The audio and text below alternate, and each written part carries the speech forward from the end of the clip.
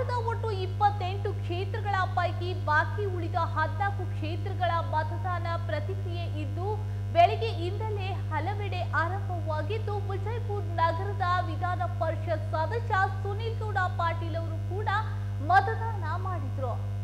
ವಿಜಯಪುರ ನಗರದ ಮದಿನಕನ್ನಿಯಲ್ಲಿರುವ ಸಮನ್ವಯ English medium primary B ಸ್ಕೂಲ್ನಲ್ಲಿರುವ 46 ಮತಗಟ್ಟೆಯಲ್ಲಿ ವಿಧಾನ ಪರಿಷತ್ ಸದಸ್ಯ ಸುನೀಲ್ ಗೌಡ ಪಾಟೀಲ್ ಅವರು ಮತದಾನ ಮಾಡಿದರು. ಈ ವೇಳೆ ವಿಧಾನ ಪರಿಷತ್ ಸದಸ್ಯ ಸುನೀಲ್ ಗೌಡ ಪಾಟೀಲ್ ಮಾತನಾಡಿ, ಈ ಬಾರಿ ಬದಲಾವಣೆ ಖಚಿತ, ರಾಜು ಆಲ್ಗೂರ್ ನಿಶ್ಚಿತ, ಬದಲಾವಣೆ ಆಗುತ್ತದೆ.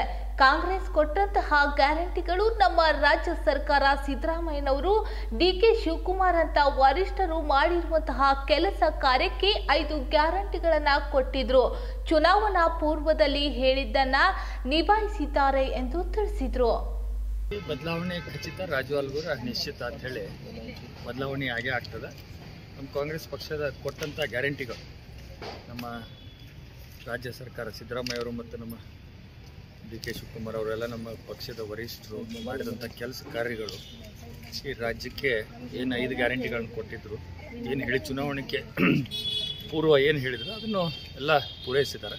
ಆ ನಿಟ್ಟಿನಲ್ಲಿ ಇವತ್ತು ಕಾಂಗ್ರೆಸ್ ಪರ ಅಲ್ಲದೆ ನಮ್ಮ ರಾಜ್ಯದಲ್ಲಿ ಎಲ್ಲನೂ ನಾವು ಕಾಂಗ್ರೆಸ್ ಗೆಲ್ತೀವಿ.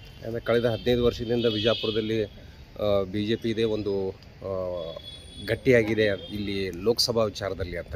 ಅದೇ ಈ ಸಲ ಎಲ್ಲ ಜನರ ಬದಲಾವಣೆ ಬಯಸ್ಯಾರ. ಯಾಕಂದ್ರೆ 15 ವರ್ಷ ಅವ್ರು ಏನೂ ಕೆಲಸ ಮಾಡಿಲ್ಲ, ಎಲ್ಲಿ ಬಂದಿಲ್ಲ. ಈ 15 ವರ್ಷ ನಮ್ಮ ಸಾಕಷ್ಟು ಸಮಸ್ಯೆಗಳು ಒಂದೂ ದಿನ ಅವರು ಲೋಕಸಭೆಯಲ್ಲಿ ಮಾತಾಡಲಿಲ್ಲ. ಅಪ್ಪರ್ ಕೃಷ್ಣ ಪ್ರಾಜೆಕ್ಟ್ ನೀರಾವರಿ ಯೋಜನೆ ಇರ್ಬೋದು, ರೈಲ್ವೆ ಇರ್ಬೋದು, ಸ್ಮಾರ್ಟ್ ಸಿಟಿ ಇರ್ಬೋದು, ಅನೇಕ ಸಮಸ್ಯೆಗಳು ಎಲ್ಲಿ ಮಾತಾಡೋರು ಹೇಳಿ, ನಿಮಗೂ ಗುರ್ತೈತೆ, ತಿನ್ನಕ್ಕೆ ಕೇಳಿರಿ ನೀವು.